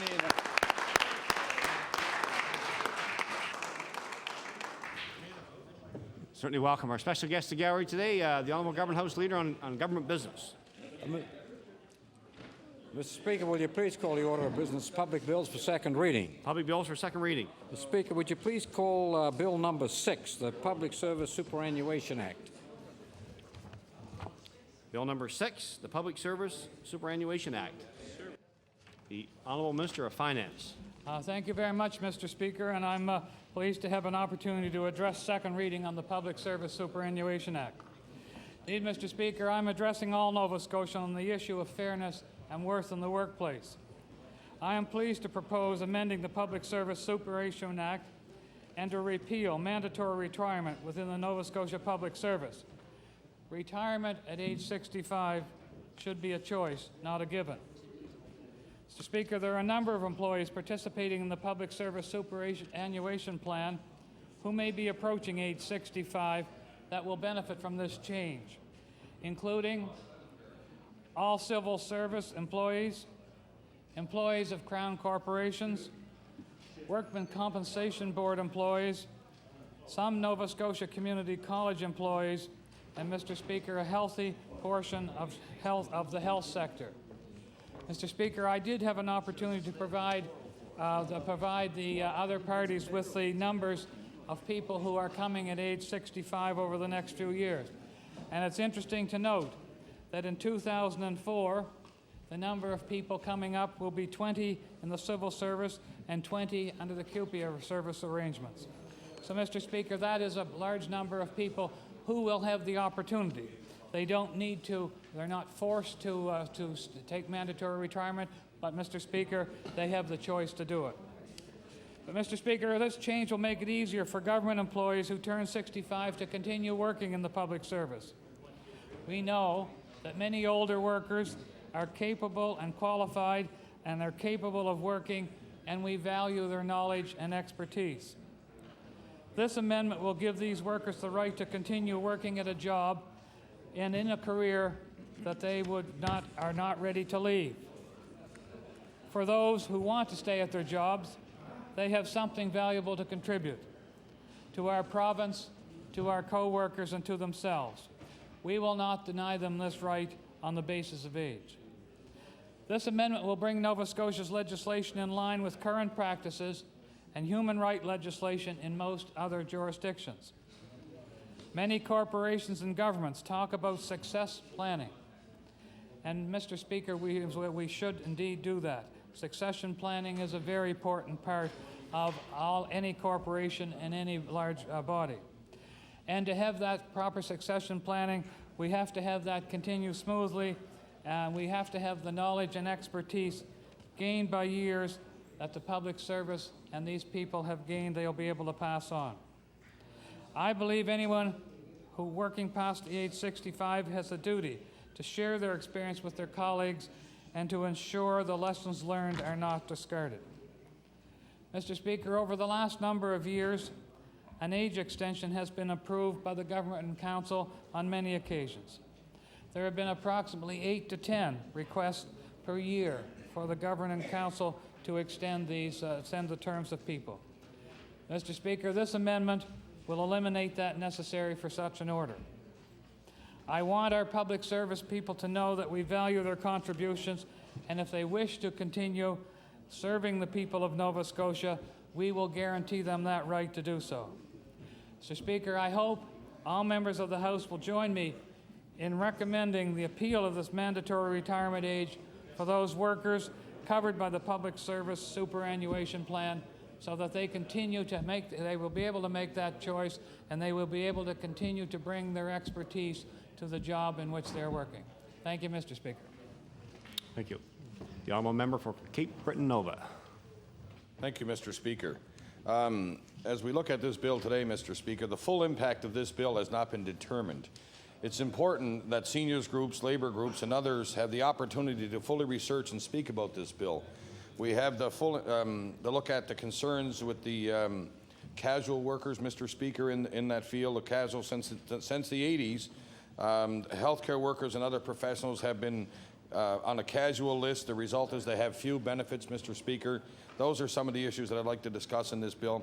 Also, Mr. Speaker, after the age of 65, the human rights only protects the people up to the age of 65. So what rights will they have after the age of 65, Mr. Speaker? Where will their protection come from? If this bill is extend their age and they work till they're 67 or 68, who will protect their rights, Mr. Speaker? Those are just a few of the things that I'd like to look at, Mr. Speaker, when we talk about that. The casual workers, those things. The concern increasing retirement age will impact on all the workforce, Mr. Speaker. casual workers have been held in these positions, Mr. Speaker, sometimes for 12, 14, 16 years alone in these casual positions without any benefits, Mr. Speaker. And extending the retirement age, it's something I think that we need some more input on, like I said, from labor groups, from the seniors themselves. So I would like to see maybe that this bill would go, as our caucus refer to law amendments at this time, to have some input from and discussion in more detail on this bill from the public itself, Mr. Speaker. I think there's some issues in there that have to be looked at this present time, and I think that's where we should go with this at this present time, Mr. Speaker. Thank you. Thank you. The honourable member for Halifax Clayton Park. Yes. Thank you very much, Mr. Speaker, and I'm pleased to speak a little bit on Bill number 6, an act to amend the Public Service Superannuation Act. Certainly this act will bring us into line with most of the other provinces in Canada and many other states and so on in North America. I think in some ways it means we're catching up with the value of seniors, the knowledge and experience that they bring to the workplace, and we're really extending their rights, and I think that's an important thing. I think that at the same time we want to ensure that the government is considering the opportunity for young people in the civil service. I don't think that this really precludes that, but I think it's important to mention that we need a balance between the two, because the civil service certainly needs a regeneration and opportunities for young people to join that. It comes in line as well with the succession planning that the minister spoke about. So I think that that's a positive thing. At present, we were told that only 8 to 10 employees a year ask for this benefit to stay on at work beyond age 65, which is available to people if they go through a particular process and look for an order in council. So I don't think that it's affecting a great number of people, and the statistics we have for the number of people approaching age 65, it's not a large number of civil servants, but I think it does extend their benefits and that it should be considered. I agree with the member who spoke previously that this needs to go to a law amendments, and we can hear if there are concerns by any other groups, labor groups and so on. I had read one comment in the paper saying that oftentimes there are employees looking for early retirement rather than extension or any obligation to work longer, and I think we have to be careful that there is no obligation to do so, that it's simply an opportunity that's presented. So we'll look forward to discussing it at law amendments, and as it looks presently, I think that it is something that does bring us into line with the rest of Canada and is a good way to go. Thank you very much, Mr. Speaker. Thank you. The honourable member for Cole Harbour Eastern Passage. Thank you, Mr. Speaker. I'd be remiss as our justice critic, I guess, and as someone with a passing interest in these issues, not to get up and put something on the record around this as well. And it's echoing some of the words of my colleague from Cape Breton Nova, particularly. I want to talk about two specific points. Broad policy-wise, in the principles of this bill, this is the tip of an iceberg that is only going to expose itself in our society over the next 10 to 15 years. This is the first piece of legislation where we are beginning to say that people can work past the age of 65. I would suggest to you in the next 10 or 15 years it won't be a may, it will be a shall. That given our pension funds, given everything else, we as a society, and let's face it, people at the age of 65 are healthier now. They're able to work, where maybe 20, 30, 40 years ago when we first instituted an age of 65 as mandatory retirement, people weren't as healthy, their life expectancy wasn't as long. Now we see people 65 who still live very robust lives, and I suspect, and we're already seeing this, by the way, in Europe, where they're talking about moving the retirement age to 67 and then slowly, incrementally moving it up to 70.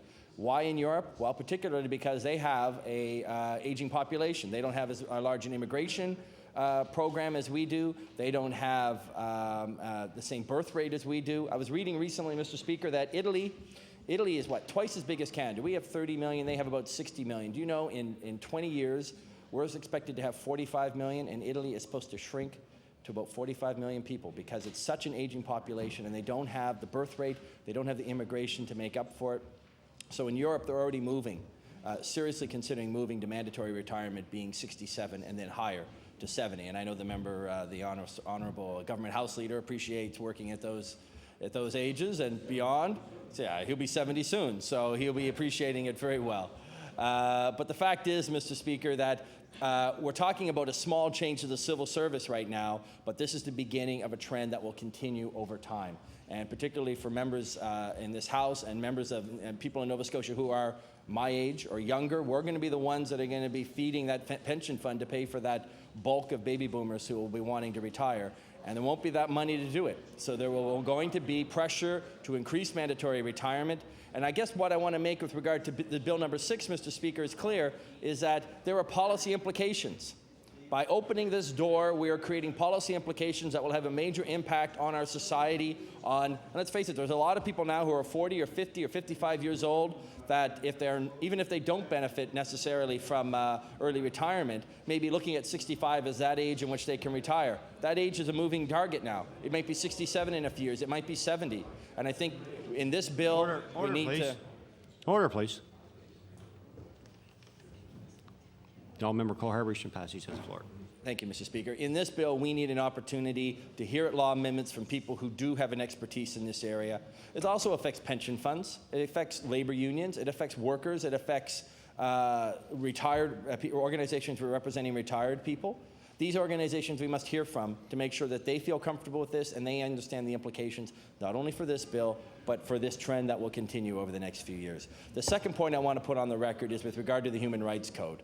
And the Human Rights Code has always been entrenched as protecting employment rights of workers up to the age of 65, because it was always understood at 65 with mandatory retirement across society.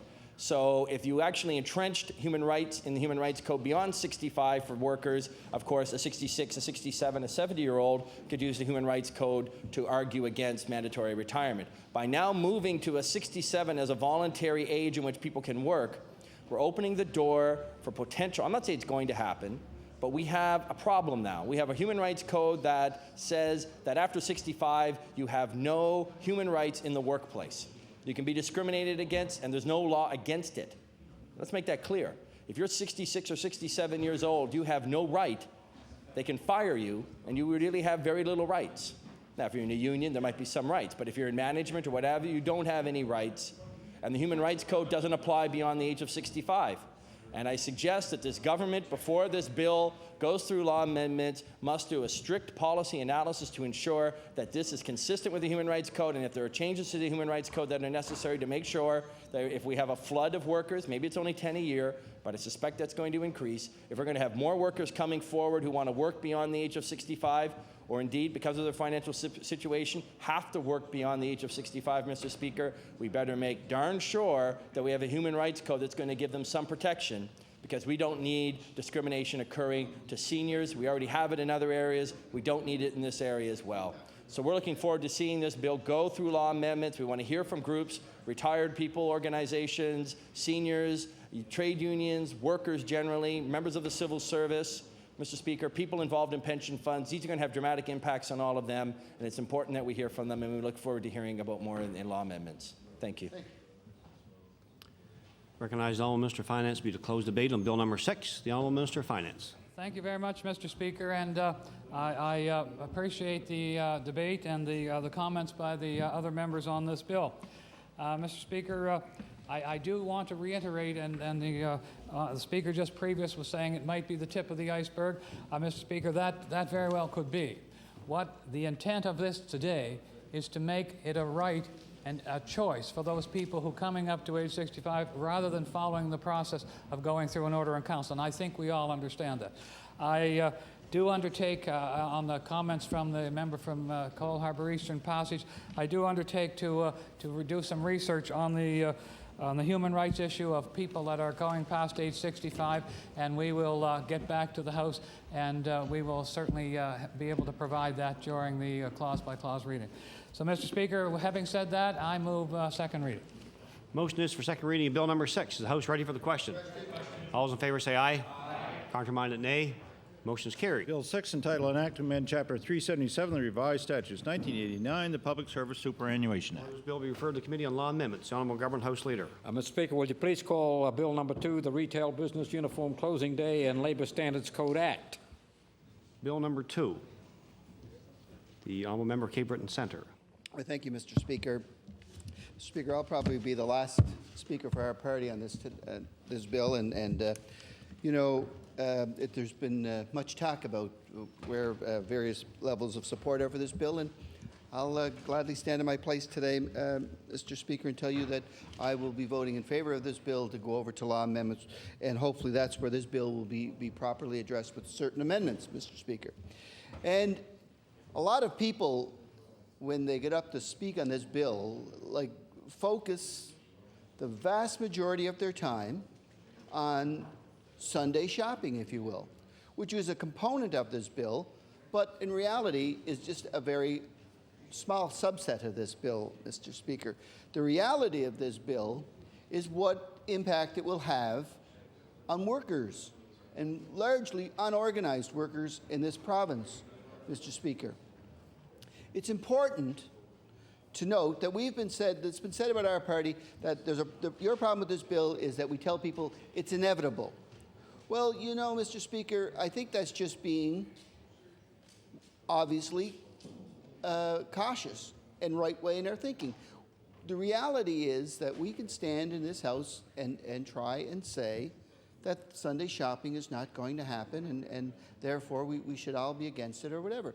Well, we know, I think most of us in this House today have enough experience in the reality that the courts, the courts will look at the existence of our legislation as it sits today and say, you know, it really doesn't jive with the reality of where Canada is as a nation, and we certainly have to move on and looking at Sundays being days like it being the Lord's Day Act or whatever. So, you know, those are the type of things that I think in reality that we can stand here and we can stand in front of that train and say, oh no, we're not going to allow this. Well, it's going to happen. Do I wish we were here today, I think, debating more substantive things than whether stores are going to be open on Sunday? I certainly wish we would, Mr. Speaker. I asked the Minister of Education today about a school in my community that's closing, not through lack of enrollment or anything, but through a tragic disaster. That, you know, we were extremely lucky that there was no one injured, no loss of lives. We were happy about that, but still the tragedy of a small community losing its school. You know, and should we be talking more substantively about that? I would say that if I went and talked to my constituents that live in and around the town of Dominion, and I said, where is my time best spent at in the legislature? Is it talking about trying to get a school back to the town of Dominion or talk about Sunday shopping? They would very clearly tell me, fight for a school. We didn't send you there about whether, you know, we can go to Sobeys on Sunday. That's not their concern. Their larger concern is can their children go to school on Monday. So, Mr. Speaker, that's what we should be talking about. We're talking here instead not about, in my community, a problem about keeping our emergency room open 24 hours a day, 7 days a week, Mr. Speaker. That's what I'd like to be talking about, about keeping facilities open. But yet, we're here today, and it's because we're debating the government's bill, their agenda, if you will, Mr. Speaker. We're here not talking the substantive case of how do we best protect health care in this province, and in more particular, probably for my purposes, in my community. We're not here debating that today. We're debating whether we can buy a dozen eggs on Sunday, Mr. Speaker, which, you know, in essence, is really a no-win situation. There's most communities have access, if they needed food on Sunday, can access it through some form of convenience store.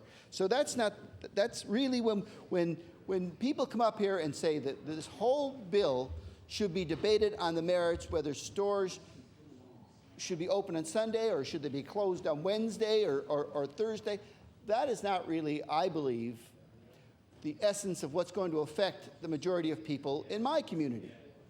Now, with that said, Mr. Speaker, I'm proud to say that you know, I'm an active member of my parish, St. Joseph's Parish in Lingan. I'm a lay minister in that church, Mr. Speaker, where I read actively, and my family participates in that parish, Mr. Speaker, and you know, and I see firsthand you know, the lack of participations in many of our churches throughout this province. And so, you know, that can be a whole other factor of the debate of what it does to our day off, our day of rest, if you will. But the reality is that this bill, by opening stores on Sunday or whatever day of the week, is not really seriously going to impact people's right to go to worship. They're going to do it or not do it, whether stores are open or not. So with all due respect to people who think that that can be done, it just will not happen. That people will go and will continue to go to their services as they see fit, and whether a large chain like Walmart is open on Sunday or it's closed, I don't really buy that's going to impact in participation of those who wish to worship on Sundays. That said, the reality is, how do we protect workers? How do we expand to a 7-day-a-week retail operation in this province and allow retail workers to be protected? My first option would be to see revision in the Labor Standards Code, which could be applied to this bill, because I would think, and I'm not trying to usurp the authority of the clerks here, Mr. Speaker, but I would think certain amendments under the Labor Standards Code could be done within the confines of this bill, because it is a twofold bill, and I just, for more clarity, Mr. Speaker, the actual name of the bill is an act to amend Chapter 402 of the Revised Statutes of 1989, the Retail Business Uniform Closing Day Act, and Chapter 246 of the Revised Statutes of 1989, the Labor Standards Code. And that's where I'd like to bring the bulk of my discussion today, Mr. Speaker, that, you know, we in this province have work mandatory under labor standards a 48-hour work week, which I contend is out of whack with the reality of today. That when our own civil service is basically based on a 35-hour work week and so on, that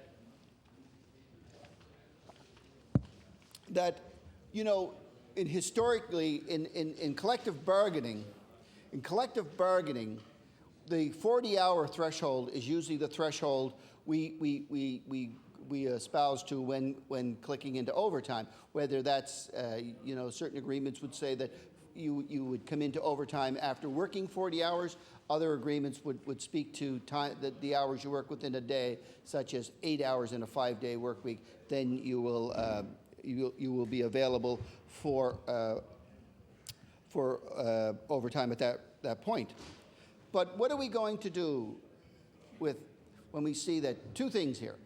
48 hours is still too many hours, Mr. Speaker, and I would say that at some point it should seriously be looked at by way of amendment to bringing it down to 40 hours. Another option clearly,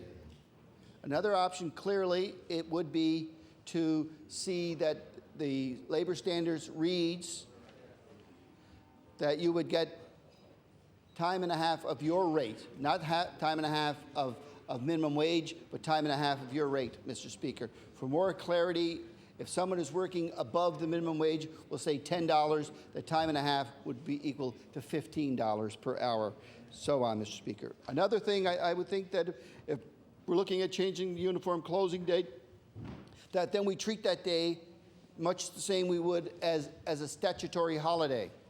Order, please. Just remind the honourable member that it's Bill number 6 that we're debating now. Sorry, Bill number 2. But Bill, I want to see if you were paying attention or not when I said that. You almost woke But me up. pardon me? You almost woke me up. Almost. I'd ask the honourable member to bring his comments back to the principles of the bill, though, please. Certainly, Mr. Speaker, and that's why I am talking of the principle of the bill. I would have thought on the Labor Standards Code side of it, because it's like, as I said, this is truly a multi, or at least a double-pronged bill. One that deals with the uniform closing day, and the other is with labor standards. And so if we're going to deal with labor standards, Mr. Speaker, I guess what I'm saying is the labor standards portion of this bill is clearly lacking.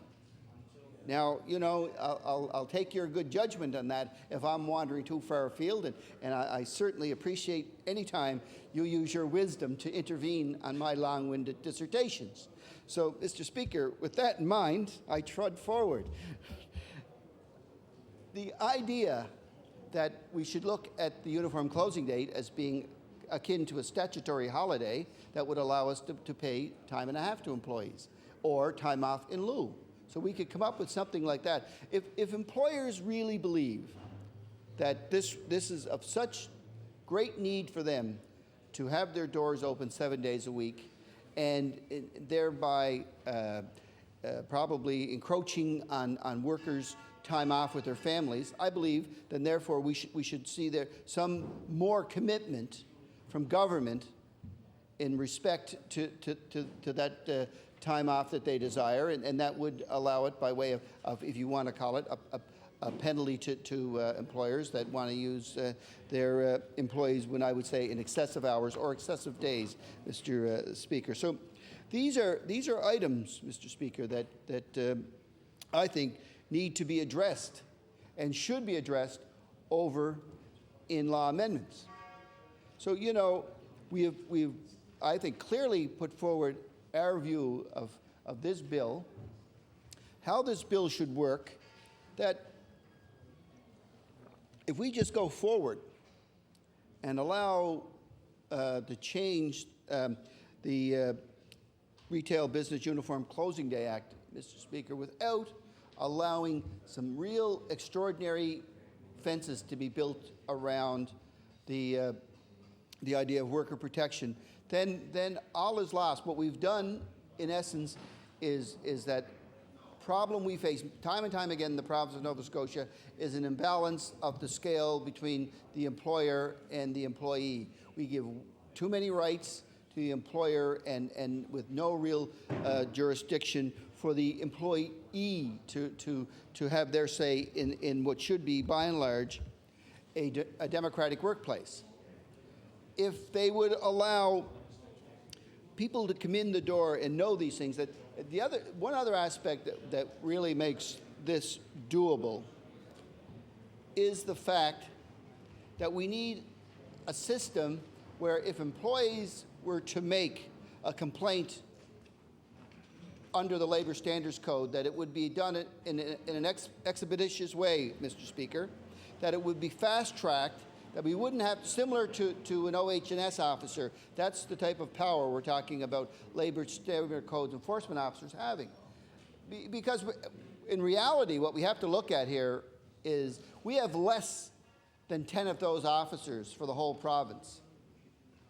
Now, we have 10 officers who will be asked to police all these retailers from Yarmouth to Glace Bay. Now, it's just not doable with that many officers.